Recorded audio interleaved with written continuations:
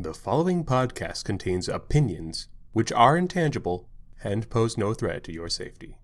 It also contains spoilers, which are very real and may harm your viewing experience. You've been warned.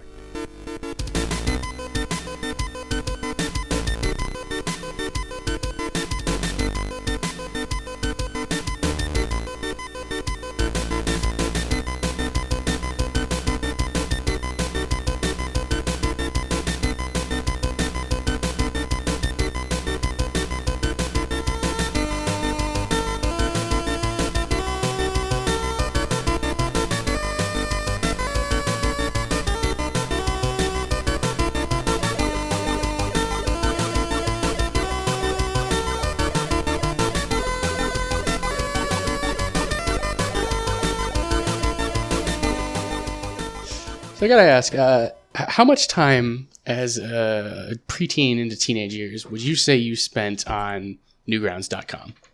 On Newgrounds, I spent... There was a weird period, right? So I spent...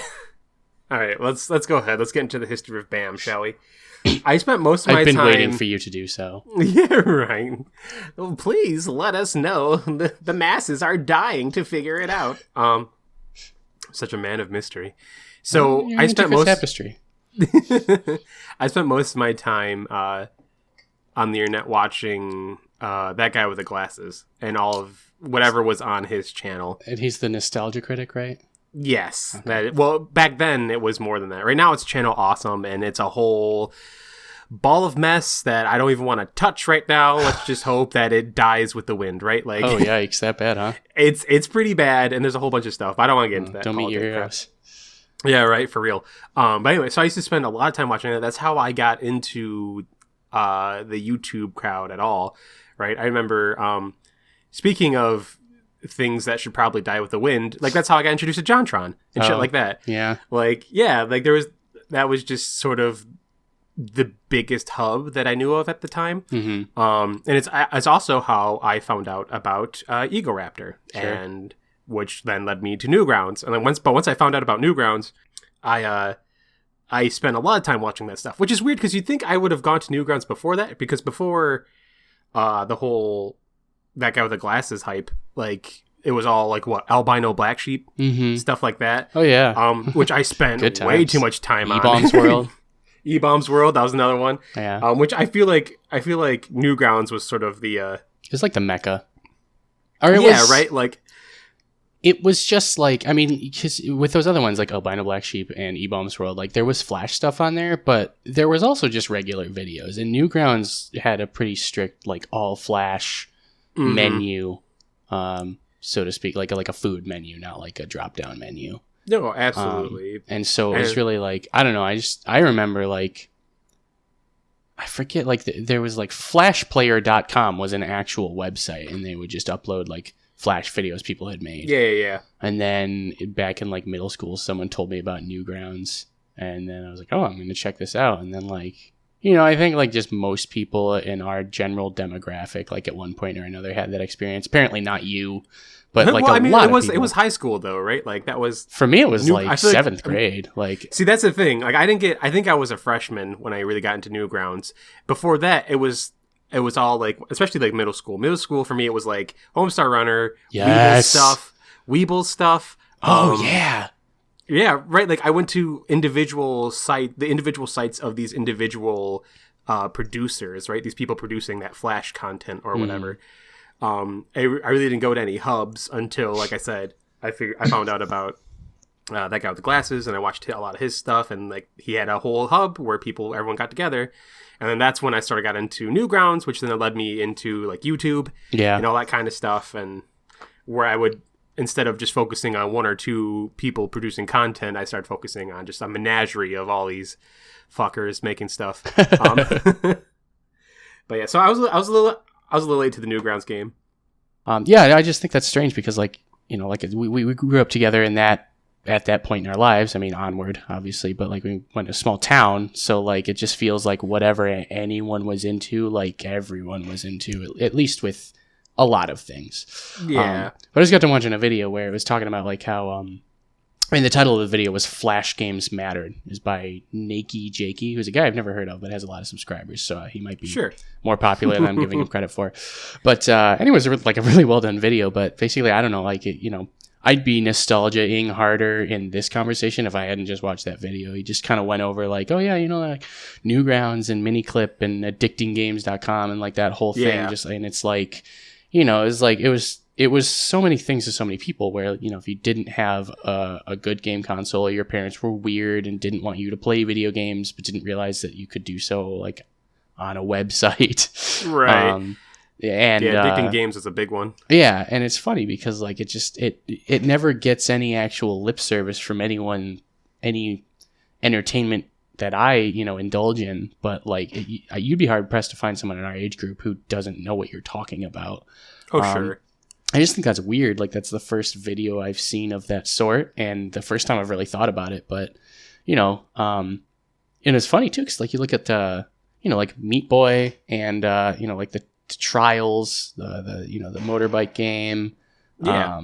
There was another one I saw mentioned, but I've forgotten it by now. It's like these are games that like some guy was able to just make like really the lowest barrier to entry of any way to like distribute of anything resembling a video game were these Flash sites. And yeah, it was it's the evolution of was that shareware, I guess? Do you remember that? Mm-hmm. I don't know. Like, I know there's a lot of kids in our age, or in our age group, when they were kids, they didn't have computers, right? But I was lucky enough to have a mom who was really into building their own computers.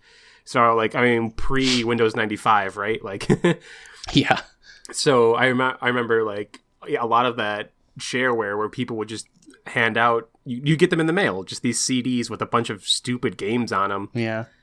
And then you get like that's how I was introduced to Leisure Suit Larry. I think it was the third one or the fourth one. I don't remember, but and just stuff like that. But that's like you'd get these CDs with a bunch of games on them that like these, I guess at the time, indie developers, right, were making. If you weren't Nintendo or Sega, you were an indie developer, right? Sure, yeah. And like it was interesting to see that evolve, and it makes sense too, like with the internet, because it's a quick, cheap way to get your product to everyone, right? Mass availability. So yeah, you would get these websites with all these games on them, and that would be made by people, in a couple of years in their basement, right? Yeah. Or months, whatever. Right. Yeah, and it's it's just cool, man. Like it really is. I guess when you put it that way, I never really kind of tied the two together, but like really that is like kind of the purest form of indie development from that point in time. Yeah, right. It's just like, oh, like Flash is. Now you had to pay for like the Flash development stuff, though. That's kind of the wrinkle. That's very strange to me that it was so widespread, and yet you had to you had to pay for like Flash Studio, and I don't think it was cheap. No, it wasn't, but it was definitely. I mean, I don't know, those programmers, like, or even like AAA titles, right? They're still paying to have their engines developed, right? That they're using. So like, it makes sense from some. You always you have to put money in to make money, right? So like, even from the lowest standpoint of like, oh, I'm gonna make this, like even like a basic YouTube kid, like who's got this crappy camera that was lent to them. Like that camera still costs money, right? Like, I guess that's fair. I mean, I'm not saying like everything needs to be free. It's just interesting, right? It's just an interesting case study. It's usually no, absolutely. People flock to whatever doesn't cost them money, and I just don't associate it like that medium with people trying to make money off of it, right? Like Newgrounds didn't have any sort of monetization or anything. It was just kind of there, it's just, I mean, the age old like getting paid in exposure. That's exactly what it was. But exposure was big back then, because that's true. Like, well, that's probably that's how you sold merch. Yeah. You know what I'm saying? Like now the market's pretty oversaturated, I'd say. So selling merch is kind of a little different. Plus, there's things like Patreon and Kickstarter and whatnot. So like it's definitely a different field than it used to be. But like back then, when it was harder to get someone to basically producers, right? Someone to give you money to make your content. Yeah. it was a little harder. So you would be willing to sacrifice time and effort for that exposure to get yourself out there, because paying for any form of advertisement was probably not a very viable like thing to do, because you had no money or barely any money to begin with. Right. But the other interesting thing that got mentioned in that video was that like that definitely represents kind of a milestone, like a point in time. And you sort of think like, oh yeah, like what happened to that? And like mobile games, right? Like the portals that used to serve up Flash games that would be ubiquitous, those would be what you go to in your free time to just like do whatever. Now that's in your pocket. So you download Angry Birds, you download Clash of Clans, and so like, I mean, in addition to Flash straight up being discontinued. Right, but it's interesting, I mean, it's obvious now in hindsight, but it's I just never put two and two together. I would argue though it's a little different, because like, or I guess I wouldn't have to argue. I just want to make a point that I feel like it's interesting, because like I don't feel like at any point does anyone want to do anything, just because we were just talking about it. I don't think anyone does anything for exposure these days. Everyone's expected to get paid, and I agree with that. For now anyway, until like capitalism isn't a thing, right? But obviously it is. That's how we function. So like, yeah, you should expect to be properly compensated for your work, right? It's just interesting to me that exposure no longer is proper compensation. And like for those phone games, like those phone games make millions of dollars, if not hundreds of thousands, right? And that's interesting to me, because like early Flash games, I feel like if they ever tried to, they just couldn't. No one would pay for it. Absolutely. Yeah, I mean, like, oh yeah, that goes back to my free thing. Like, why did we play Heli Attack? Well, Heli Attack was a hell of a lot of fun, but also it was free, right? Like, I wouldn't necessarily buy that game for my GameCube or whatever at the time. So I think it's interesting, at some point our society moved from being like expected to have free stuff to being expected to pay money for stuff, right? Like, I mean, like, obviously I'm speaking in the micro aspect of this video game culture here, right? Like, yeah, we're always expecting to pay for stuff. I get that, we're a capitalist society, but I'm just saying, like, from a very from that micro lens of looking at those types of indie games, I feel like now, like, as a consumer, I feel like most consumers like expect to have to put money into something, even if it's just like cosmetic stuff. Like, they're going to be giving money. It's just there. The expectation is there. Whereas before, like, it was much harder to try to sell that. But I mean, there's different things. You could also argue too, like, as an artist, I say it all the time, people expect shit for free. Yeah. Right, like, I always get people who are like, oh yeah, what, I have to pay for this? Oh, like, that's a whole different argument. And you know what, this isn't some reflection podcast. Yeah, we ain't gonna study socioeconomic trends. Nah. This is Bits, Chips, and Flip Scripts, where we take a look at elements of gameplay and narrative in video games, change up a thing or two, and then speculate how it would affect the rest of the game. I'm Bam. I'm Cam. And today we're going to be stepping back in time a little bit. Last episode, we were talking about adventuring through castles, and this time our castle's getting broken into. I guess that's the thing.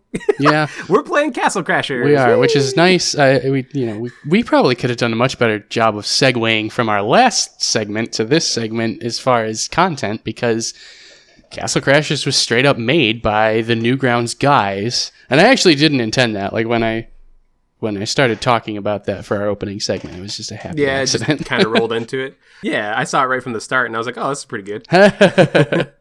No, completely unintentional. But nice. Yeah, I'll leave that for the listener to decide. Yeah, this game was made lovingly by was the Behemoth group? The Behemoth. I always forget who's the lead producer. Tom Fulp? I just remember. No, it's not. Tom Fulp's he's a developer on it. Well, Tom Fulp's like the Newgrounds guy, so I mean, he was Tom probably Fulp up is at the top. Newgrounds guy, and I'm sure he's got. Well, I know he has all kinds of influence in this, but it's run by someone else, and I can't remember who, and I feel bad. But you know what? Fuck it, I'll look it up just because I want to give them proper credit. Way ahead of you. Okay, cool. All right. Behemoth, Wikipedia. It's like Jim Huascavet. Not Huascavet. I forget his John name. Baez? Baez. That's the one. Yeah. And then, Tom Phillips is the developer. And then the art is done by Dan the Paladin. one, the only, Dan Paladin. Can recognize his shit from a mile away.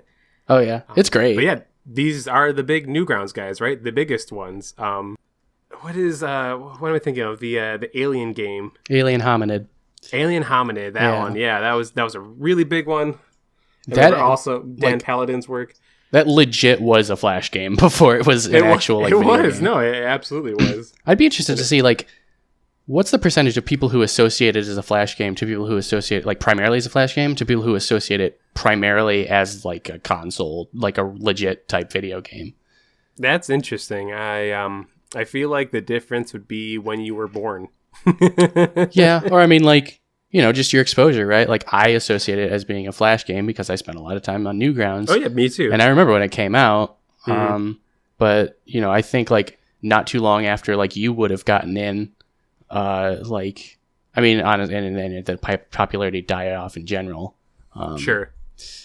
So anyway, just a Well, fun I little. mean, that's a fair point to make, and I think like when you think about it too, like you were talking about this earlier, where like it's interesting to you because like you felt like everybody was in on that, but the reality of the situation is like people who like delved into internet content at the time we were growing up were quite really the minority, right? Yeah, that's true. I mean, like I remember. I remember making all kinds of Homestar Runner jokes, and like we still do it. What are you talking about? You're absolutely right. I remember it from last week. But when it comes down to it, though, it's like I mean, maybe one or two people and multiple classrooms. Out of multiple classrooms, maybe only one or two people would get it, right? Yeah, like that was just. People just weren't aware. They didn't take the time. The internet to them was something mysterious until MySpace came around, right? Right. Oh like, goodness. That was when that was the to me that was the big door that was like, hey, mainstream people, like come on in. This is the internet. Right. Yeah, and like my experience is so like the internet's just it's always been a part of my life, and that's such. I mean, it's a very common story again for our demographic, but like Sure. you know, my parents got AOL when I was like 7 and I just never stopped, right? I mean, they only let me go on for so often.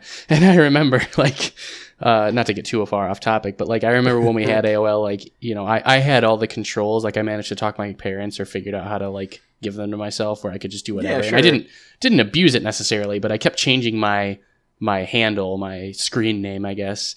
Yeah. And it was whatever Pokemon I liked best at the time is awesome, but it was awesome without the E. You know, at AOL.com, and it changed like multiple times a week, right? So like, I feel bad for the poor sons of bitches who like wanted that, and like I had eaten it up, but it got discarded like 6 weeks ago. It's like, oh, you like coughing? Yeah, that was back in early May. Like, yeah, I just cannibalized all those. No one likes coughing. I used to. I didn't like wheezing, but I liked coughing. You weirdo. Mm-hmm. What are we doing in this game? What do we do with this game? Are we making any changes? The answer is no. We're just going to leave it as it is. What if it was a Flash game? Twist my arm. All right, let's give a little narrative background, shall we? Good idea. So, in this game, a dark wizard crashes the king's party and steals a powerful gem and his 4 daughters. 4 knights are then tasked with the quest of retrieving the gem, their princesses, and slaying the wizard and his hordes of minions. And that's pretty much all there is to it. Yeah, it's a beat 'em up. I mean, it doesn't need a story. Yeah, at the all. narrative isn't the important part there, but yeah, for the most part, it's just dark guy steals stuff, go get him. I will give it credit because, like, you know, a lot of those old beat 'em up games, like, you just walk across a level, and by the time you got to the end, a big guy would show up. You wouldn't necessarily have any background on him. He was just another obstacle, right? He was basically a wall with legs and fireballs. And this game is different how? I mean, like, for some of the bosses, they at least, like, build up to it. You know, you've got, like, the Cyclops guy. Like, you see them stealing the princesses in the beginning, so of course you're going to fight them later. And there's the Necromancer, and he keeps showing up to ruin your day in a couple levels, like, by summoning skeletal minions. I get that. There's, like, a slight... subtle narrative. Yeah, they give you a little bit of a through line. Yeah, absolutely. Or like you have to beat the one half of the map to get all the stuff to get the ship to go across to the other half of the map. Like it's Right. in like the bubble of like beat 'em up games, it's leagues ahead of what we had as a kid in terms of narrative. I get that. Well, I mean, yeah, no, that's fair. It definitely kind of takes a page to me from like, you ever played the Golden Axe games? I didn't, but I'm familiar with them. Golden Axe, I'm not a huge fan of beat 'em ups. I'm going to lay this out right now. Nothing personal against the franchise, against the genre. They're not my favorite. And but Golden Axe was always fun to me, and so were the what do you call that? The D&D games. I can't remember, the arcade games. They were really fun. I don't know if I ever played that one. I remember like Gauntlet Legends was the big one that I played a lot of when I don't know if that counts as a beat 'em up necessarily. I don't think it does. It's a weird hybrid. Yeah, but it's super fun. I will play. Now those are games that I will play. I love Gauntlet Dark Legacy is like the perfect game of that genre to me. I don't know if I played that one. I know I played Legends. We will play that one. Let's do it. if you have not, we will. Yeah, because it is awesome. It is a fantastic game. Up. But yeah, so I'm not a huge fan of beat 'em ups, but like Golden Axe was a game that kind of had like, it had a slight narrative, but like, it was very clunkily like distributed, right? Like characters would talk in dialogue boxes that would completely slow down the momentum of everything. This game doesn't have that. It's really cool. It has certain cutscenes that do kind of slow down momentum, but like for the most part, this game runs at a really fast pace. Yeah, exactly. I mean, watching a bear poop in the woods is funny anyway. So it is, yeah. You let it happen. Yeah, and like just to sort of speak to the gameplay, which is almost equally as minimal. We'll touch on this later, but you start off with 4 knights. They're each a different color. Other than that, they look identical, and their color dictates their magic, and that's it. Right. Other than that, the characters are what you make of them. Exactly. So there's the red knight with the lightning, and there's the blue knight with the ice, the green knight with the poison, and the orange knight with the fire. And that's it, right? I mean, like, so it's just which magic do you like the best? If you even choose to use magic, you don't have to. Right. But yeah, so so I want to mention our change and then the point I was going to get to. Sure. So the change we made is, so in the beginning, as Bam mentioned, there are 4 princesses that are stolen by the 4 big bosses of the game. And we thought it would be interesting, maybe not particularly inventive, but so you get to play as the princesses rescuing the knights. Just sort of flip the script. Okay, so here's my thing, and I want to make note of this right now. This is not a gender swap.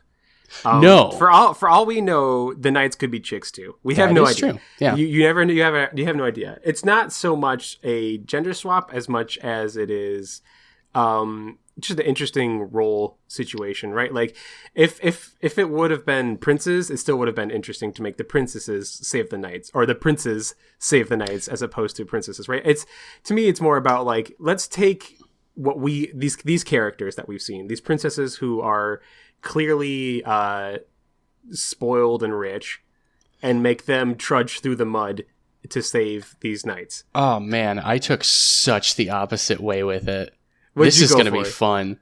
Right. So like, not to get like overly political, which like this really isn't, but some people. Well, okay, so purely from a conceptual level, like it really frees us up to do a lot more. Like the creators of this game, I don't know how they set out about it, but at some point they settled on like, you're going to be 4 knights, and like already that locks you into a set of expectations, right? Like you're gonna swords and shields, and so like, they gave you a block button because every knight has a shield, and they, you have like these medieval style weapons, and I mean, I guess it's a medieval setting, but stick with me. And so like, and you got to fight alongside like the infantry, and all 4 characters are just a knight. And I think that sort of the archetype of a knight is much more strict than like I guess battle princess, for lack of a better term. But so I guess I chose to take it in more of like what ends up being more of like a female empowerment sort of situation. Although I do like your version of it too, because again, like as always, I kind of put the disclaimer out there, like it's not about like gender roles or societal whatever. But you know, so mine is like, yeah, like women can kick ass too, and yours is like, yeah, women can deal with like terrible shit too, right? And it's like, so it's Well, two yeah, kind of 'cause interesting angles. To me, it wasn't so much based on like the gender role or like what the sex is of these characters. To me, it was more so like a class thing, right? Yes, absolutely. Yes, I'm really interested. I was really interested to see like, okay, so we've got these knights who are like they are used to this kind of warfare. Class. You were talking about like your place in society, I'm thinking exactly like that's exactly rogue it, right? mage fighter. Yeah. Oh, that's funny. Oh, a D&D look. We're nerds. But yeah. For me, I think it's interesting to take a look at the idea of, like I said, they're royalty. These are nobility. These people are not used to putting their foot down, right? They're used to having people to walk over, really. Yeah. So I think it'd be interesting. So that was kind of the route I took. No, that's great, and it just doubled the length of this episode. I had to do a lot of digging, though. Oh yeah, I had to do a lot of digging because these characters have absolutely nothing to them, right? Right. So which there's I a see whole as an lot- opportunity, honestly. No, absolutely. That's what I did too. I was like, cool. So we can just run wild with it and go nuts. Absolutely. So I think the first thing to establish is that, so if the princesses are saving the world, you know, if they're the ones saving the knights, then we have to sort of flip the script a little bit, right? Which is what we do. This is what we do. So It's what we do. So Bam. the first thing is the wizard. It's what we do. It's what we do. I feel like the first thing would be that the wizard kidnaps the knights with the gem, obviously. But I'm trying to think, why would he kidnap the knights? And so to me it was, well, he kidnaps the princesses first, right? Obviously he wants something to hold ransom. So my idea would be, instead of kidnapping the princesses, he would kidnap the king. Okay. And then the knights try to go after the king and get caught themselves. So it's not just, you're not just trying to save your knights now. You're also trying to save the king as well and the gem. Sure. So see, and I thought that like that definitely could work. Like my whole thing on it was like they're at a party, so like maybe they were drunk and passed out, or regardless of, this doesn't directly address it, but I feel like it feeds in enough that I can bring it up. Like I feel like this ends up being like the sort of like what I'm calling the puppy dog eyes strongman situation, where Okay. like the guy with all the machismo and bravado and the muscles to back it up, like all of a sudden finds himself in a situation where he's like powerless and just pouts his lip out and gets the big watery eyes, you know? And she's like, "Princess, save me, I'm fragile," you know, like, you saying the knights would react that way? yeah. I could totally see it. I could totally see the knights. do Yeah, that. like they're all big and bad until their back's up against the wall and then it all breaks down. Right. No, that's totally fine. For me, I was looking more at a sense like, Nope, I lost. Oh, we're good. oh, we're good. Okay. Yeah, I was looking at a sense more so like we're looking for proper villain motivation, right? Like, Sure. what would he like? He would want the kings. He wouldn't care about the knights, and the fact that, but the knights would probably try to get the king, but they're just incompetent, so it happens. Right. And then the princesses are like, well, shit, now we got to do this because without a king, who's going to run the kingdom? I don't want to. I'm a fucking spoiled princess. Maybe So- this is an example because as we were talking about it earlier, and I mentioned to you that it's pretty clear that the game is balanced for multiplayer more so than for playing single player. Oh, we getting into that. So maybe Oh, we're we sort will of get into seeing the end result of the knights not having the foresight to stick together and just all Yeah. going out in separate directions. Oh, I like that. I like They'll that a get lot, captured. actually.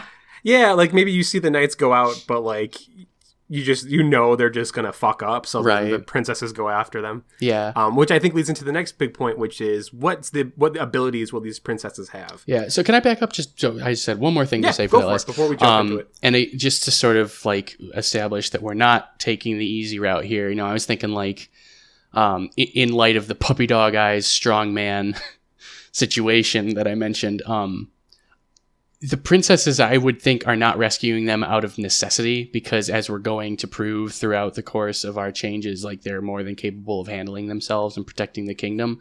Exactly. I would think they'd be doing it out of pity. Like they might fight the boss and be tempted to just walk away, but the pouty lip, watery eyes knight is like, please save me, and then they finally. All right, I like that. I was thinking more along the lines of just like it's just the thing to do, right? Like sure. And honestly, like we could put it the same way like the knights do, right? The knights save the princesses to get a kiss. Let's be real. And like maybe the princesses are doing that too. Like hey, that's a handsome hunk. I want a piece of that. Like like, nothing wrong with that. And like yeah, so like there's multiple motivations we could go at. Sure. But yeah, I really want to get into the powers. Let's do it. So I did a bunch of research, I guess, on looking for any like clue to sort of give me an idea of what the personality of this princess would be. Yeah. So spoiler alert, like the only real one that we get is for the Orange Princess, but we'll get into that in a little bit. So I sort of just wrote down my whole thoughts before diving in, because like, of course, once I get into like, what could this character do? It becomes an explosion, but I wanted to sort of take a shot at providing some structure, right? Sure. So my first thought is like, okay, like the obvious model, the least interesting we could do is just basing them off of their corresponding knight, because each princess is the color of a knight that exists in the main game. I sort of did that, but then I also didn't. So yeah, same here, actually. I think we'll just go through it like systematically. So like, first off, let's go with Red Princess. What did you do there? Yeah, so the Red Princess was the one that I think, at least initially, I was the most invested in. Red Knight is my favorite character because the lightning is OP as hell. It's so good. Have you ever played the Red Knight? Yeah, no, Red Knight is top tier. Oh yeah, definitely. For real. He's so good, and I discovered that by accident, and now I never let anyone else play him. But yeah, so like, and then I just thought like, well, of course, like I said, basing them off of their same knight is very uninteresting, and I think we're better than that. So I don't know. The first three are the Powerpuff Girls. Like if you look at them, and even if you like, everyone says so. I found out reading the wiki that someone else clearly picked up on that. Like it's not super subtle, but like when I figured it out, I played this game. This is like BioShock. I played this game like dozens of times because it's just so much fun, and I just never picked up on it. So it's like, okay, like what if we went with like Blossom? And it was like, okay, well, Blossom had ice breath. Maybe she like. So then I was like, well, what if we took a Venn diagram, or just like that's not a good, like mashed Red Knight and Blossom together. So like maybe certain things are lightning themed, certain things are cold themed. I don't know how we would pull that off, and I thought maybe you might have some ideas, or maybe you could just go a completely different direction with it. The way I looked for it is I wanted to make every princess correspond with the role that the knight had, but not necessarily the power. Okay. So, for example, Red Knight is electricity, but he's there to stun. He stuns the crap out of enemies and makes them pretty much useless. Blue Knight uses ice, but it's all about immobilizing enemies. He does lots of crowd control. The Green Knight is all about the poison, which he does dots, which is also what the Orange Knight does. It's just damage over time. That's what their focus is. I think Red Knight's like niche is that his like the initial attack is more effective than the Green Knight's initial attack, and maybe the dot is less effective. I don't care enough to look it up. Right, yeah, but it's very subtle, but those are the two differences between them. So I was trying to stick with those when I thought of their abilities. I went based off of, so here's the thing. I was totally going to do the Powerpuff Girls thing. And then I was like, I hate the Powerpuff Girls. So the new one or the old one? They're both awful. Okay. Now listen, that's not. I just need to throw that out there. That's fair. I think I appreciate the old one just because it's like. Listen, when I was a kid, I used to have all these Powerpuff Girl toys. Don't even start. But see, I appreciate it as an adult. Watch an episode now. It's awful. It's straight up that's awful. Not fair at all. It is so fair. Listen, you know what aged perfectly? I'm on the edge of my seat. Yeah, I bet you are. Absolutely. Dexter's Laboratory. Dexter's Laboratory has aged super well. It's super funny to this day. That's fair. That's entirely fair. And something about Powerpuff Girls did not age well. It's absolutely awful, and I can't stand it. But that, after just shitting on all of your childhoods, I wanted to look away to that just because I also kind of wanted to keep the this story kind of in itself, right? Like that's all speculation. You know, the Powerpuff Girl thing, like Tom Fulp hasn't come out and said anything. Neither has Dan Paladin. Right. So, at least not that I'm aware of. So, like, I want to kind of leave the game, keep the game to itself. Okay. So I was kind of going based off of like their reactions, how they act, like how they're presented, all that kind of stuff. So for me, like the Red Princess is obviously just like a stereotypical damsel in distress, right? Right. So she's more about like her looks than her smarts, probably. So like I figured it'd be important to keep her as lightning because like the idea is like she stuns enemies, but it doesn't. She can stun them with her looks, kind of deal. Okay, is what I was thinking. And then for the blue princess, what did you have for her? So since you did it based on Powerpuff Girls, I'm assuming she was going to have some ability that Bubbles had. Yep. So you know the ice power from the Blue Knight, and then Bubbles' thing was that she had like the hypersonic scream, I guess. Yeah. Yeah. See, I like the idea of the scream though, because it's still like I said, I'm trying to keep it like within like the relative roles of the characters, right? So like if she's all about immobilizing, like a sonic scream would be dope. It would. You know what I'm fit. saying? Maybe she's it wouldn't have to be like a scream. Like we could boil it down more and like give her like a kick-ass loot or something. No, I like the idea of the scream though, because like she's stolen by the ice guys, right?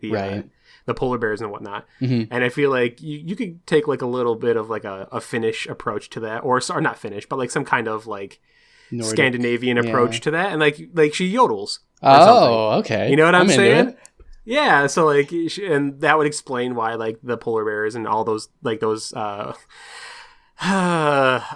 camos. Oh God, I just hate saying that. Anyway.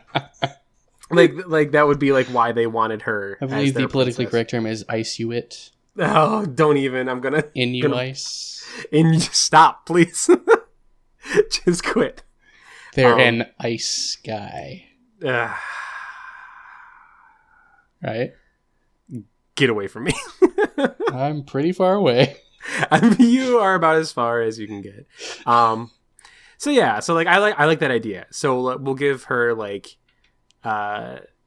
voice abilities. That's cool. And like we could even give her like, no, that's fine. I like that. We'll go with that. All right. I feel like the ice breath doesn't really like stun for the Red Princess though. No, and that's like you do end up having to make a choice. I think yours has a better through line because it's like you've picked. Here's our. I don't want to say silo because it kind of has a negative connotation when it comes to this sort of thing. But, you know, here's our column, right? Here are the things that we should be able to do. And mine was based off of, I mean, certainly something. It definitely had like a theming behind it. But I think yours is more cohesive and probably lends itself better to an actual video game. Whereas mine would be more of like a cartoon thing, you know? Surprise, surprise. All right, yeah, and so for Green Princess, I was thinking, she has the most. Next to Orange Princess, she has a lot of character. The way she struggles and her pole, the way like the Cyclops and all like this, like they want her for a reason, right? Like she seems to me, and this one actually does, unfortunately, does sort of work towards the Powerpuff Girl thing, but she's obviously aggressive. She's dominant. I prefer the term headstrong. Headstrong works too. Very, very Buttercup like. Yeah. I hate to say it, but so I was actually thinking it would be interesting to make her sort of the fire one. Okay, that makes sense. And like very explosive. Yeah. And you still get that, just because Green and Orange both are about that. They both have the damage per second. Sure. Or our damage over time. So, like, I feel like that would work, too. She could burn people. Have an explosive personality, basically. That's what it comes down to. And it makes sense to why, like, these big, strong people of the lava lands want her, right? The Cyclops and the Conehead guy. Groom? That Conehead groom. Yeah. Which, I did want to just interject here. Like, this would be just another way to, like, if we're keeping the game as the same as possible, this is just like a fun little. It's like a way to update the game without updating the game. Like we could have it stay the same. Like the Conehead guy still wants to marry the male knight. And it's, right, no, I like it's just that. a nice I like little that modern too. touch. Like they obviously wouldn't do that back in 2008. I mean, they might, but it Right. would be like more of a risk, so to speak, quote unquote. I mean, it's these are the Newgrounds guys, where Yeah. like, porn was a real thing they did. So I'm What? sure they wouldn't care. Wait a sec. Wait, Newgrounds There was used on for new erotic stuff? what? Yeah, I feel like she has a personality that would fit really good to Fire, and then Orange Princess. Let's talk about Is- Orange Princess. We Let's have to talk have a about the big conversation here. spoiler that is Orange Princess. You go first. So Orange Princess would have the power of fabulosity, I believe is what it's called in the game. Oh, you talking about Pink Knight? Pink Knight also has it. Yeah. But Orange Princess, as we have seen, does too, because Orange Princess is actually a clown. Tricky the Clown. as I'm Tricky led the to Clown. know. Which apparently is from and- Madness, which I didn't know. I mean, I was like, I wouldn't say I was Oh. into Madness, but I was well aware, and I played I the love game like Madness. crazy. But I also feel like the character looks different enough, like it works. I feel like it doesn't have to be the Tricky the Clown, but it definitely Right. I feel like we have to keep her as a clown. Like Yeah. Well, it's funny too because like I went on the wiki as I mentioned, and like it says straight up like, oh, the Orange Princess is just Tricky the Clown. But then like yeah. just one of the notes I had was like, I also was doing research on the Powerpuff Girls, which was ultimately not very fruitful, as evidenced by the fact that I don't have more to offer in terms of what they bring to the table for each Right, princess. But I just thought it was funny that like both wikis are suitably poorly written. Yeah. And so it's like, what gets said on there, if it's something I remember well enough, like I'll take it as, fact. But if it's way out of left field, then it's like, yeah, this is just like some guy wrote this and they don't have good editors. That's pretty much the way it is. And right? it's just Like, rampant across the site. oh, I love it. There's also too like a lot of it was just like, yeah, here's this, but it's speculated about this and this, and we Right. speculate this and that, and like there's no actual like fact or information. Yeah. It was like just someone just being like, oh yeah, I think this was a thing. I was like, oh, that's a helpful wiki, thank you. But yeah, I think so we got to keep her as a clown. Well, so here's the thing, and that's what I wanted to talk about. Full disclosure, did not come up with this myself. I was led to it by the wiki. Sure. But it's been mentioned by many sections of the internet that when you fight the painter boss in the final castle, Oh, you talking about the death thing? yeah, he's got paintings in the background of the Orange Princess with a Yes. knife in her back. Yes. So the prevailing theory, or one of them, is that the Orange Princess was killed and then replaced by the clown. We don't know why, because it doesn't have any bearing on the story except for Right. the last I 6 think minutes. Right. I think my headcanon with that is that he, like, the painter is just sort of like he's Andrew or not. He's basically Sander Cohen in. Oh, right? okay. So it's like, this is what I'm gonna do. I'm excited about it. I have to paint it in a properly way so I can get it like out there. And then like we stop him before he gets to right. See, I like it. I like it better if that's the way it plays out, because you never get to see her face. You never get to see her face, and she is the worst things always happen to her. Yeah, Right, and the way I she like gets, that like- because it's dark, but it's is. very, very fitting. Just It's keeping with it, like all we know about her is she gets dragged on the ground with her face on the ground. Right. And she gets tied up by her head on a face. post. Yeah, and I like, love it. It's so good. and so like, and then sure, like of course she just like dies at the end. There's no glamour. There's no rescue. There's no kiss. It's, Right. I don't know. Again, it's super dark and like not something that I myself would make as a stylistic choice necessarily, but I do think going from a strictly like artistic integrity sort of way, like my personal take on it is that I like it a lot. Like I like that interpretation. Like her dying. Yeah, just like I think that's of the two options, I just think that's the better one. Just my personal opinion. So how Nothing would we against go the Orange forward? Princess. Oh, not at all. So do you? Okay, so if we take that approach though, that would mean though that she's not the clown, right? Right. And so Okay. one thing, and I was pretty proud of this, that I came up with would be like, you know how when you fight the ninjas on the boat, and I'm pretty sure that the ninja character, that when you unlock them, can do the same thing. They Yeah. do the, what is it, kawarimi? Where they leave like a log and then like poof behind you. Oh, yeah. I thought like the Orange Princess could do the same thing, but instead of a log, it would be like a doll of herself with a knife in its back. Oh my gosh. That's funny. Yeah, and then you just like poof somewhere else and just appear like behind the enemy, or like maybe you like do an attack, kind of like like Meta Knight in Smash Brothers or something. Yeah, okay. So what would we give her an elemental power, do you think, then? I mean, the choice that I went with, just keeping in theme, would be the fire from the Orange Knight. But I assume you have something from your perspective with the roles. if you want to go the route of like her being a joke and everything like that. Okay, so here was my thing, right? I was gonna make her the clown, and she could still be poison, but the Okay. idea would be like she had a flower that would shoot poison out. What if we just But- mash them together? Like, what if she has the clown stuff, but is still like the princess? Well, what I'm thinking is like we could do. I like the ninja route though. Okay. Where like the idea is that like she gets so like heavily beaten because it's not ever her. Right? Okay. I kind of like that idea. I kind I of like the that idea. too. Like, That's not even the way I was thinking about it, but I that's, know, but like it just sort brilliant. of like fit that way. So like I like we go that route. So like she could have like poison kunai or something, Okay. or poison tip darts or something like Yeah, that makes we sense. could give her. So then, Um, I'm just trying to think of like how we can fit that more into like the flavor, But I guess Yeah.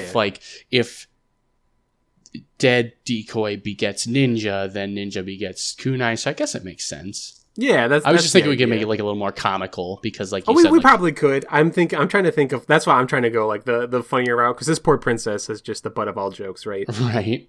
And maybe that's it. Maybe she just farts. That's yeah. There's your Actually, gender equality. I think that's pretty good. Let's do that. So I'm Orange into Princess is our farty princess. Yeah. Yeah, and it's, I mean, the functionality ends up being the same. But then, like, instead of, like, because the projectile is kind of boring, right? It's like a ball of poison. I'm just trying to think of, like, something kind of slapsticky. So, like, what if she throws, like, actual mosquitoes or, like, like she has a poison dart frog in her hand that, like, sticks its tongue to people and then, like, it latches onto them and poisons them or something. Where would that come from, though? Just because it's goofy, right? Like, she's just kind of the 'cause it's madcap, goofy. slapstick, ridiculous princess. I mean, we don't have to give her Well, we do have to give them projectiles, right? Everyone gets one, right? Is the Yeah. idea? Yeah, there's the different, like, classes of magical attacks that everyone has. Yeah. Yeah, I don't know. Anyway. Right? That one- Maybe, I don't mean, know, that was maybe just she hard ho- for me Oh, she because, hawks like- a loogie. Oh, There you that go. worked. Oh, there you go. All right, we got, Got it. it. So she's like the spiritual successor to Booger Man.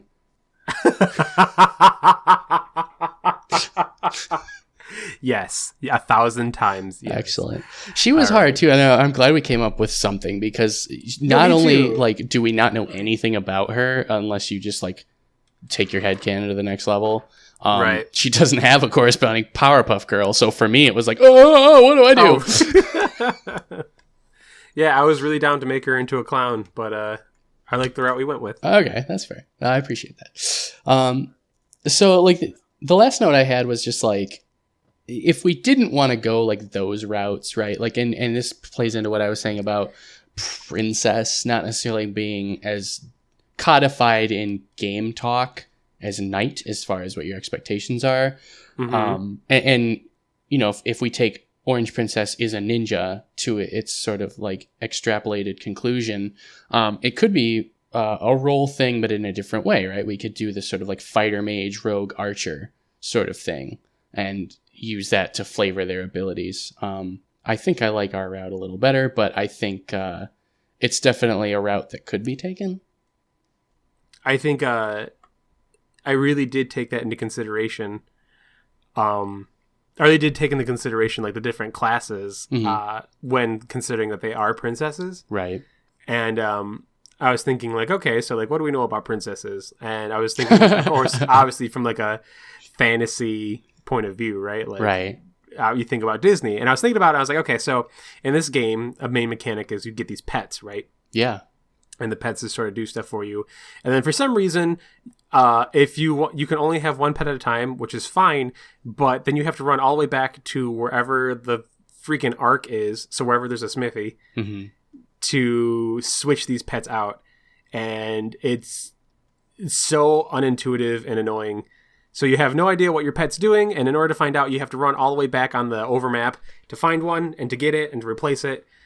It's dumb. So I was thinking, as a princess, obviously, princesses, they whistle and then birds come to them, right? That's just the way it is. So now you can call a pet to you. If you found the pet, you get the pet, and you can just call it right to you. Whatever, like you have like a list of pets you call. Or maybe pet like calls. Yeah, would that... I feel like that'd be a little unbalanced just because like you'd have access to all these extra abilities at a moment's notice. Like maybe it would be on a cooldown or something. Or maybe you just do it before you enter a level.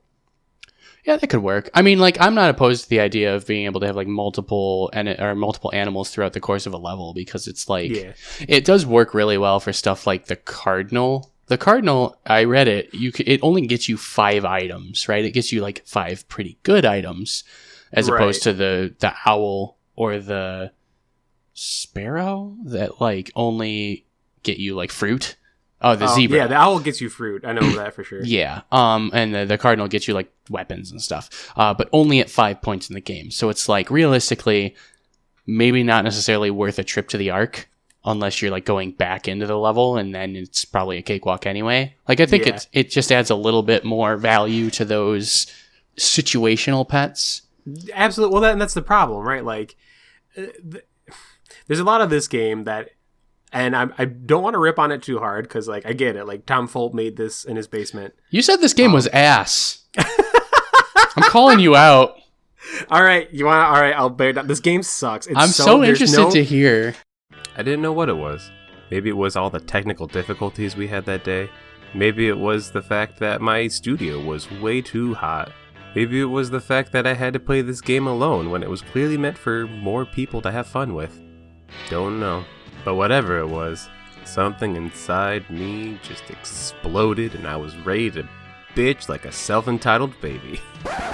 There is no polish to this game whatsoever. It is made clearly so that you play it with friends, you get drunk, and you are not paying attention to what's going on. Because if you did pay attention to what's going on, you're going to realize the hitboxes are shit. The plane that you exist on, which is very important for a beat 'em up, you can never figure it out. So you're always missing their character. You can't hit them from behind, which makes no freaking sense. On top of that, like, yeah, the pet thing makes no sense. The money makes no sense. The way, like, the currency works out. Like, why do I have, like, just give me like an infinite thing and put it on a cooldown, like, or like if I have to go and buy something, just use it there. Like the stuff that you can buy, like the bombs and the potions or whatever, are absolutely worthless. The blocking sucks. My shield never ever fucking worked. On top of that, the bosses are absolute garbage. The catfish. Oh, that is the worst boss in that entire game. Holy shit, the catfish. On top of that, the only fun one is the Cyclops, and even then it's just like whatever. This game has. I thought the ice guy was interesting. It's just that they like you said, it didn't have any polish. Like that could have been a pretty engaging fight, and it honestly is for about the first half of his health bar. But then he just gets faster, and it's like if you can hit him once, it's a friggin' miracle. Same thing with like the corn. Like this weird game is like, absolutely definitely. infuriating, and it's designed in a way to where you're not supposed to pay that's like attention to that, which to me is just a sign of a bad game. And like I know I'm going on a diatribe and I'm bitching like a baby, and I apologize. But no, it's like, fine. If you're gonna call me out on it, I'm gonna go ham. Like, I gave you the so stage. mad playing. I got so mad playing this dumb game because literally, like, it's broken. There's a lot of stuff that, like, there's a reason there's a tier list for the characters you can play. You know, there's like 31 different characters, which is cool. That's cool. I like that variety. Yeah. But everyone plays the red fucking knight because he's literally the best, because that's just the way the game is played. There's no, you can tell that this game was made by amateurs. I don't want to say that being mean, because like that's just the way it's aged, right? When it came out, we all loved it. Yeah, I still love it. Look, I mean, here's my thing. I love BattleBlock Theater, but BattleBlock Theater came out years later after they had experience, right? Right. Like this game, when you play it on your own, is dumb. And I feel like we talked about, you and I talked about how like we never beat it, and playing it recently, I figured out why we never beat it. It's just not that engaging. The whole point of this game, it's a party game. It is a game you play with your friends while you get drunk. And that is its only point, which I like it for. If that's what it wants to accomplish, then bravo. But like... Absolutely. Well, like, here's the thing, like, seems like a pretty low-hanging fruit, but like, would you ever play Mario Party by yourself? Probably not, right? That is a game you almost exclusively play when other people are sitting on your couch next to you. Right, no, absolutely. I think this game knows what it is, and I don't think it ever tries to be something that it isn't. I think, never, not at all. And like that's the thing, right? Like I'm just being objective about it, right? Like I'm not personally. I think it's a fun game to play with friends. I just having to play it for research, it was infuriating, and that's so, like I texted you about it because I was like, it made me mad, but like. Here's what you're saying. You're mad at my computer because were it not for my crappy computer that doesn't like to stay on, we probably would have gotten a lot farther. And then at least you would have been a decent level and maybe not struggled so hard. Well, even that, like, right? But what's the point of the game, right? To me, that's bad design if I can't make it through the first fucking level, right? Like... You're playing against this boss where you're designed literally the way the XP system works. You're literally it's designed so that you fight, you die, and you keep dying so that you can keep gaining experience to get above where you need to be to go through it. Right. That's dumb.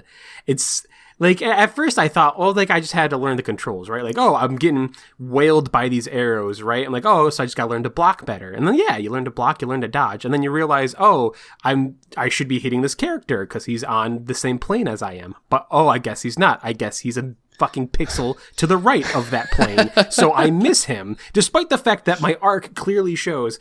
And, like, just a lot of stuff like that. This game is rough around the edges. No, that's definitely true. Yeah, but I mean, like, that's whatever.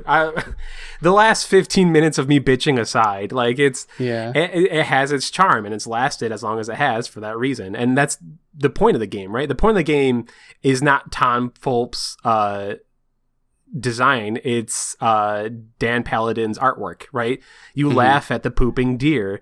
You love his weird facial expressions that he has. Like, that's the joy of this game. Yeah. And then, of course, like, jam into all of the Newgrounds music that you hear.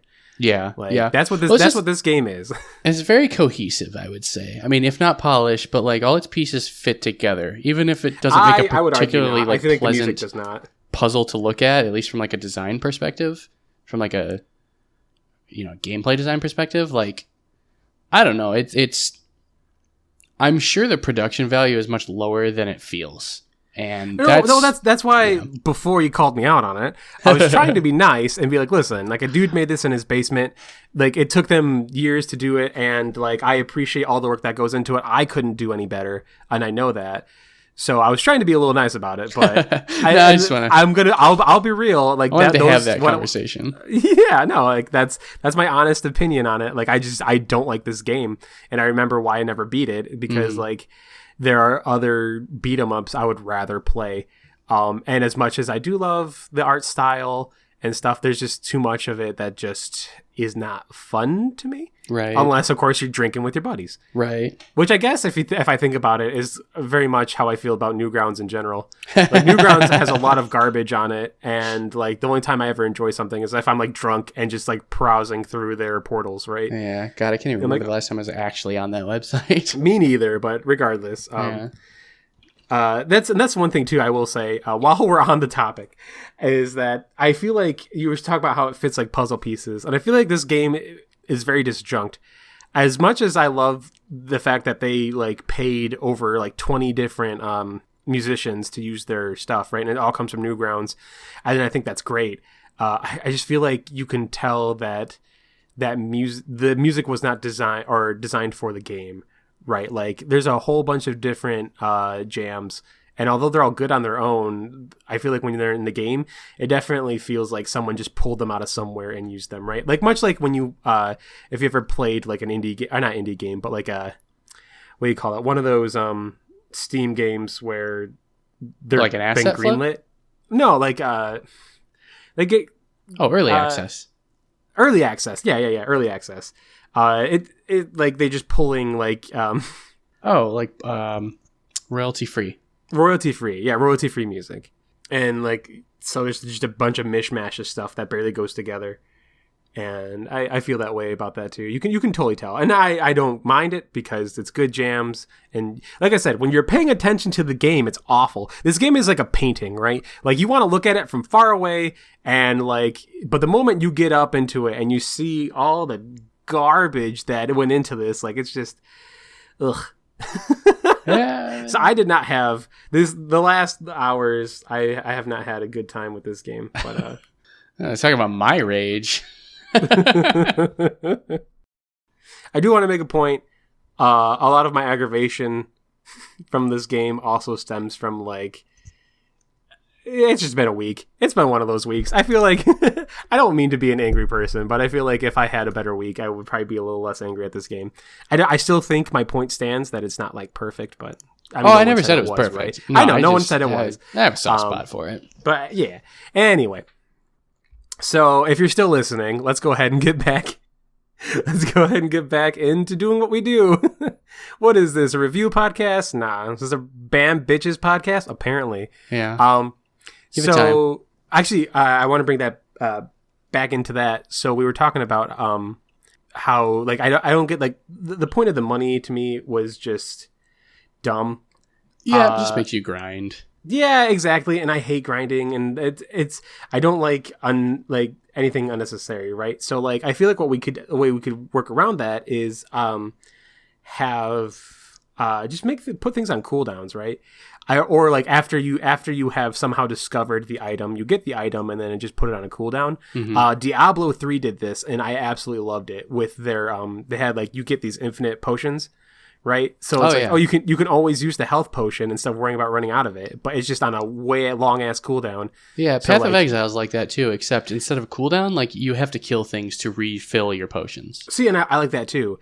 So I was thinking like, okay, so we're freaking princesses, right? We're royalty. We have all the gold in the freaking world. Like we don't have to worry about money. We don't have to worry about money anymore. I'm done with it. So like the shops are maybe like after you beat a level and like you destroy the boss, like you get it to where like the people are willing to open up their shops, and then you can go in and you can get that new item. So like the first one and like the thieves would be like a bomb. Actually, the first one should probably be the potion, because that would be super helpful because this game is so hard. Yeah. So like so first you get a potion, and then like you open up another one, and then you get a bomb or whatever, something like that, and that way you could add more items too. And this game does have quite a few items, but like. And I think that would be better. Yeah. It would make it so that like I just don't like grinding, man. No, and so like my thing was like, oh yeah, like what if instead of gold, because you know you do go to all these different castles, so it's not too much of a stretch to think like, oh, these are different kingdoms you're going to. Yeah. So I was thinking like, what if instead of gold it was like diplomacy? But it's like that still in the video game realm always equates to grinding. Like the rep grind is, and anytime there's repetition, there's a rep grind almost without fail. Because otherwise, what's the point, right? Otherwise, it's just a meter telling you how far into the game you are. Right, exactly. And that's like if I want to go back and play levels over and over again just to beat the crap out of stuff, I feel like I need a better reward than something that pays for these things that don't have a huge like you can play the whole game without getting bombs. You can play the whole game without getting potions, right? Like, yeah. I mean, at the end game, it is nice to have potions for sure. But you know what I'm saying? Like, I feel like if I'm going back and grinding, I'm not going to be doing it for that. That's not a good enough reward for me. Which is why I brought this next thing up, because like money no longer is an issue. Shops just give shit to you, and items are on cooldowns, or maybe you have to punch things to refill them up, which I really like actually. Mm-hmm. So, but like, I mean, like, what about people who do like grinding? And I was like, well, we are princesses, right? We're all about looking fancy. We're all about being noble and showing off our massive wealth to the people who are poor and can barely afford to eat. So, how about like we could add like a gem mechanic, right? So there's already gems in the game, but they just equal more money, you know? Yeah.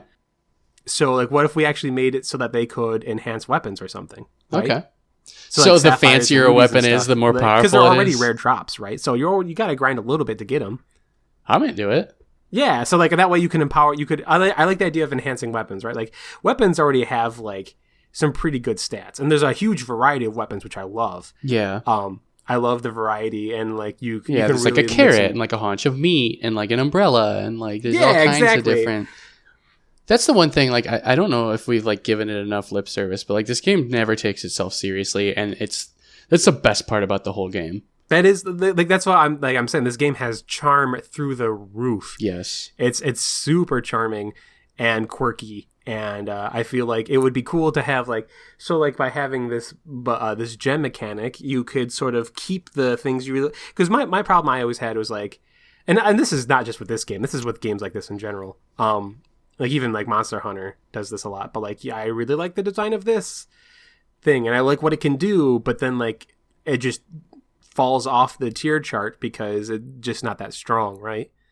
So like you could use gems to like power it up, right? Like, yeah. For example, you have different gems and like those different gems you need for whatever weapon slots, right? Because usually it's like, oh, you have this elemental power, this elemental power, or like strength or defense or your agility, whatever. Yeah.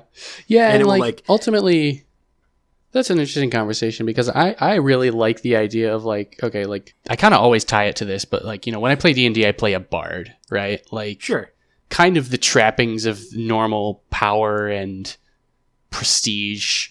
Well, certainly prestige, but like, you know, like being very strong or like having the coolest sword that can cut the most guys in half or whatever. Like, not typically my own personal intrinsic like motivations.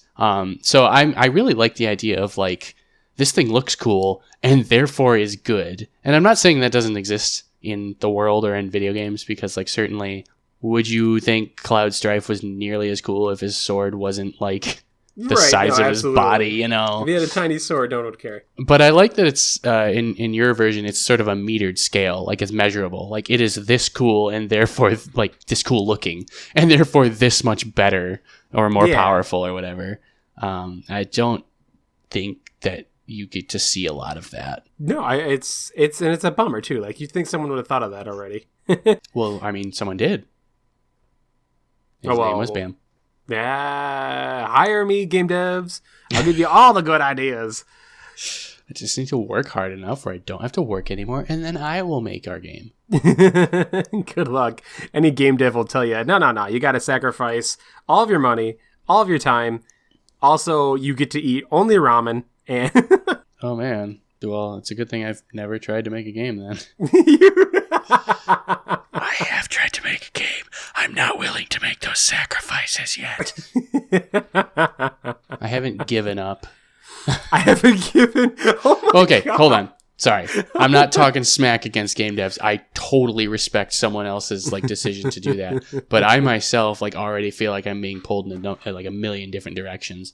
So it would either be I spend all my time making this game, and then my house looks like crap, and my dog never gets a walk, or my game is shitty because I gave it 1/20th of the focus I should have because I was doing different things. That's my whole thing. No one blames you, homie. You're good. But yeah, so I think that'd be fun. And then there's also a fun, neat mechanic too. Since we are princesses, right? Like we have authority, right? And at least like in some capacity. So I feel like there are parts where like you see the king and like he interacts usually with bosses or something like that. Yeah. And I feel like it would be cool to have like you do that. So for example, that freaking wretched catfish fight, instead of like you sitting in the water and stuff, maybe like you're commanding the vessel and you're just firing a shit ton of cannonballs. You know how much fun that would be? That would be great. And it would be so cathartic, especially if it was released as like an expansion to the base game. Like you do have to go fight the catfish through the normal way, and then finally you get to the princess expansion and you get to be the one like just hucking these cannonballs at his face. And I'm glad you brought that up, because I was thinking, so like, what if we had 2 parts to the bosses, so that you did have to fight this fucker the normal, unpolished, shitty design way. Oh, and then like your forces show up later. Yep, exactly. And then like eventually your forces come to give you a hand, and then you hop on the boat and you're just launching cannonballs on this fucker, and now you have the upper hand. I like it. I always thought would be pretty cool. I thought And, it was like, funny in the original game that when you beat the catfish, he turned out to be like a 40-year-old Argentinian guy. It just seemed very on the nose, but it worked. Yeah, what happened with that? I don't know. They were ahead of their time. They were ahead of their time, heard.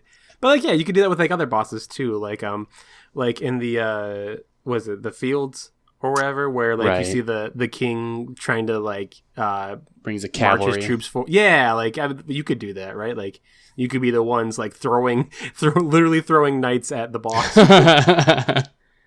stuff like that. I think that would be fun. It would, yeah. And it would, like, because that was always cool. Like, I just liked that it wasn't stagnant, right? Like, that's one of those things I really don't like about games is when you feel alone, right? Like, I love Zelda as much as the next person, but there's definitely parts in those games where it's like, man, it's just me. Like, No, absolutely. you try not to think about it That's too a real much, but thing. when you do sit and think about it, it's like, this is like, ugh.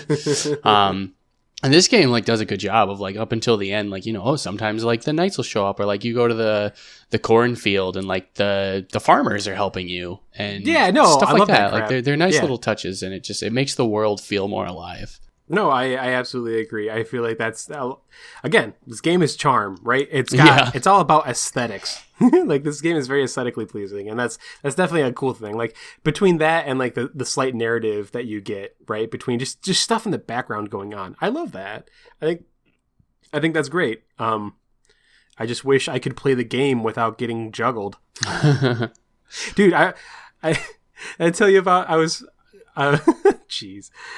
When I was fighting the catfish, Mhm. and he basically like stun locked me. I don't know how you so he would hit me, and then I'd hit the boat, and then I'd go back to him, and then he'd hit me again, and I'd go back in the boat, and he killed me that way, Oh, literally nonstop. Just hit me, I hit the boat, went back to him, he hit me, I hit the boat. I could not move, I could not do anything. I just got stuck between the boat and him until I died.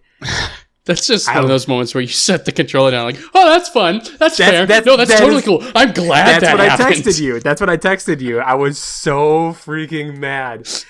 I get I it was- now. You just didn't give me enough background. It's fine. Now I It's feel whatever. bad for calling you out. No, it's good. I want I don't Tom. feel that If bad. I ever meet Tom Fulp, he'll know that, and he listens to this, of course, obviously. So he'll know If. that I called his game garbage. So humble. If he listens to this. No, he totally listens to this. What are you talking about? He loves That's this what I'm saying, podcast. man. But that's all I really got for this one. Yeah, this is another game. It's very light on substance, but it more than makes up for it in style, I guess. I mean, Yeah, really, that's no, what that's- it comes down to. That's a super nice way to put it. My bitching aside, like it has enough style to obviously it does, because people love this fucking game, right? Like, I mean, like the scores are well like 8.5, 9, whatever, like they're up there. Yeah. Um Yeah, well, like, I So, think, like- like, despite... You put the flaws in this game and a lot of other games, and the game suffers for it, but this game does enough right where you're willing to overlook what's wrong with it. no, absolutely. As long as you have friends and a beer to share with it, like it's a good time. And there's And not then- really another game like it out there. I mean, I know that, like, this could open us up to, like, getting a million responses like, hey, like, here's all the Right. games and you're an idiot. But, like, at least at the time that it came out, there wasn't, like, a game that got any sort of acclaim or, that reached out to a lot of people that Well, I had mean, this yeah, unique 'cause- sort of traits to it, you know? Yeah, well, I mean, technically it was an underdog story, right? Like, I mean, it was the guys from Newgrounds who were no AAA, business or whatever, Yeah. created this game that was full of quirky weirdness because that's what they do. And it was cool because it was a triumph for gamers, and it was a triumph for like the people of the internet, sort of, Yeah. to like sort of see this on an Xbox platform. Like, it was Well, cool. Absolutely, and that's like a nice bow to put on the end of the whole, like, my experience with Newgrounds as a young adult is, like, I'm sure this game surprised a lot of people in hindsight. Like, thinking about it now, I'm sure it surprised a lot of people because it was like, oh, like these guys who like have this stupid cartoon website made a game that did really well. Right. But in my mind, it just made sense, right? Because it's like, oh, well, of course, like the people who run Newgrounds are going to make a game that everyone's going to love. How would that not happen? Like, what world could we possibly ever live in, right? It just didn't add up to me. Now, of course, being older and wiser, I realized that like it had every reason to not do well. So that makes me appreciate it more, really, because I already had enough reasons to think it was like a fun and good game and appreciate what it was doing, and like just to add that little cherry on top that like, yeah, it was like crappy, like not crappy, sorry, I'm not trying to throw shade, but like what a lot of people might perceive as crappy, you know, animators on some dark hole in the corner of the internet. Yeah. And like this game is awesome. I don't know. I fully recognize and understand your frustrations with it, but like I don't know. I could never dislike this game. It's just, it holds a special place in my heart, which, well, no, because we did Castlevania last week, and that does not do that. So I was going to be like, oh, we play too many games that are like that, but I think we have a good balance. This just happens to be in the I love it category.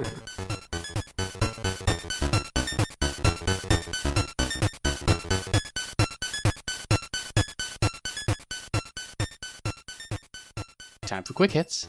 Yeah. Give us the sweet, sweet quick hits, baby. They're the sweetest.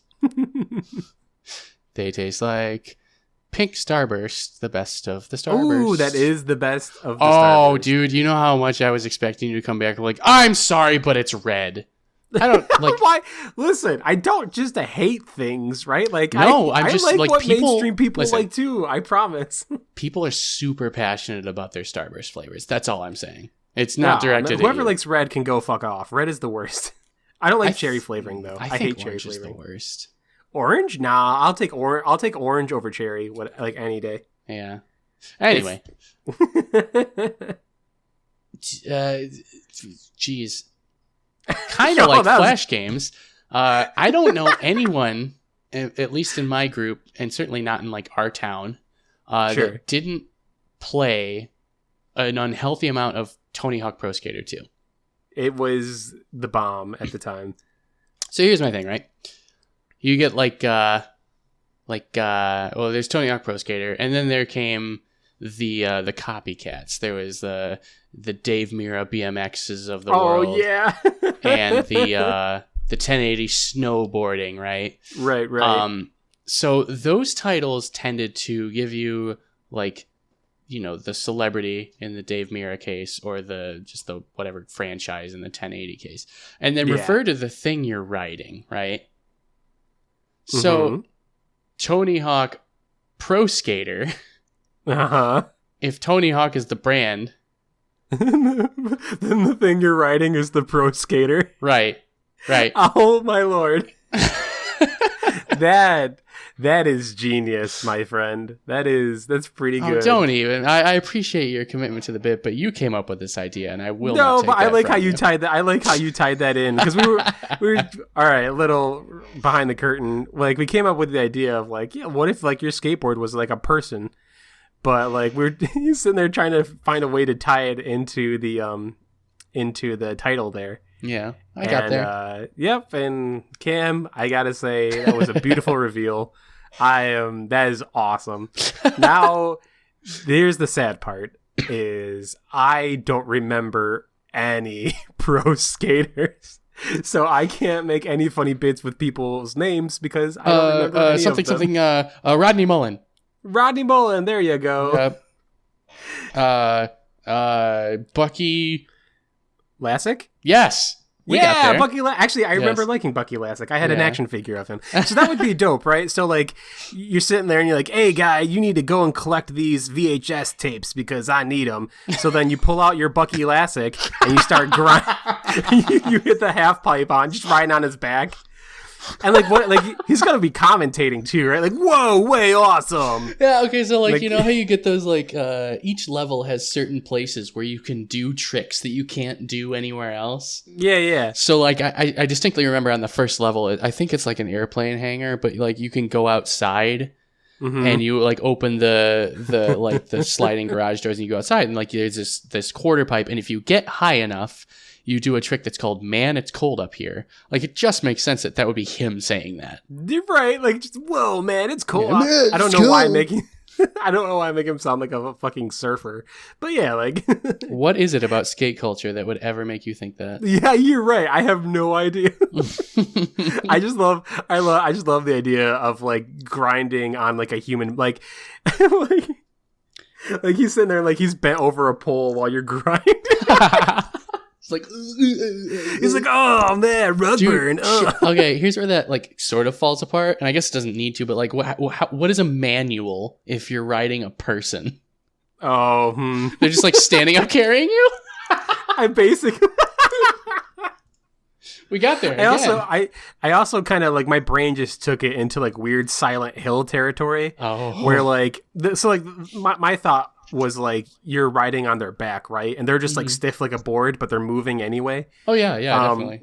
So like, but then like my brain just sort of took it to like a what if they're like you're still like standing on their back, but they're like spider crawling along the floor. Oh. It got really weird. I was like, oh, It's like some Dead Space stuff almost. But it'd be great because like I was just thinking like when you crash and stuff and like just sending the board flying and just like wails its head. But the nice part is that I mean, like, the board could come back to you. Yeah, right. I don't know, like, that'd be an interesting. He walks like, over and picks you up. No, well, I mean that would work too. I'm just thinking like it, you know, it could be seen as like a meta commentary on free will. Like maybe he comes back because he wants to. Maybe he comes back and he doesn't want to. I don't know. All right, folks. So that's kind of all we got for you this week. Yeah. We hope you enjoyed listening. Yeah. And thank if you you so didn't, much. I'm sorry I had to rant for a good 15 minutes, but you know. don't be sorry. Who knows? For somebody, that might be the most entertaining part of this whole episode. Just me being angry. Oh boy. Yeah. You'd be surprised. Yeah. But thanks for listening. This has been your host. I am Cam. And I'm Bam. And remember, the smallest act can make for the biggest changes. See ya. See you guys. Take care. Thank you all so much for listening. For updates on future episodes, you can follow us on Twitter at BCandFS. Again, that's BCandFS. If you have some fun ideas of a game to change, please feel free to email us at bcandfs@gmail.com.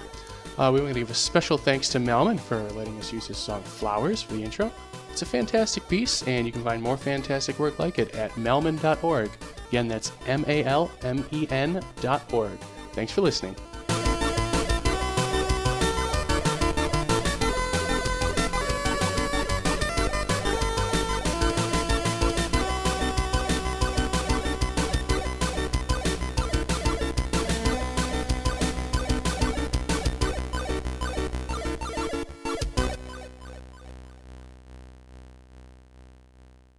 Sorry, what you cut out?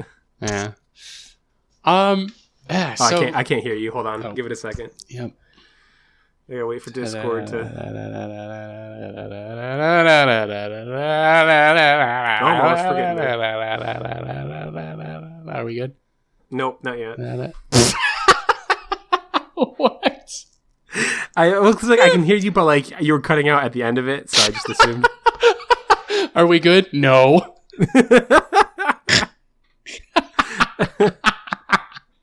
I don't know why, man. That just fucking got me. Okay.